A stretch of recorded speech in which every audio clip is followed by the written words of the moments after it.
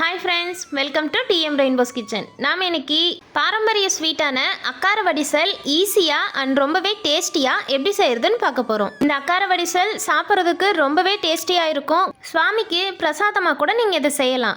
அக்கார வடிசல் செய்கிறதுக்கு முதல்ல அரை கப் பாசிப்பருப்பு எடுத்துக்கோங்க.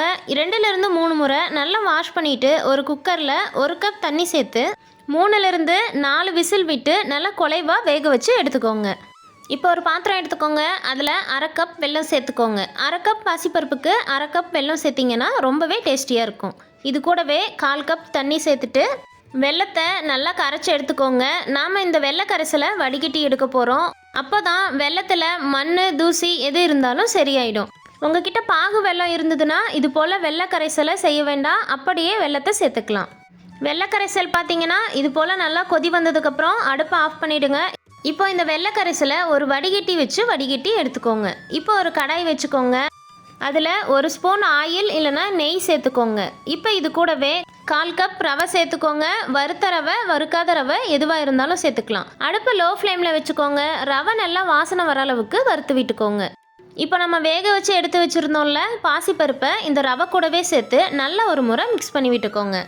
பாசிப்பருப்பு சேர்த்ததுமே அடுப்பை லோ ஃப்ளேமில் வச்சுக்கோங்க. இப்போ இனிப்பு சுவைக்காக நம்ம கரைச்சி எடுத்து வச்சுருந்தோம்ல வெள்ளை கரைசலை இது கூடவே சேர்த்துக்கோங்க. வாசனைக்காக 2 ஏலக்காவை தட்டிட்டு சேர்த்துருக்கேன். உங்ககிட்ட ஏலக்காய் பவுடர் இருந்தால் அரை ஸ்பூன் சேர்த்துக்கோங்க. நாம் சேர்த்துருக்க ரவை பாசிப்பருப்பு வெள்ளை கரைசல் எல்லாமே ஒன்றா மிக்ஸ் ஆகிற அளவுக்கு 2 நிமிஷம் கலந்து விடுங்க.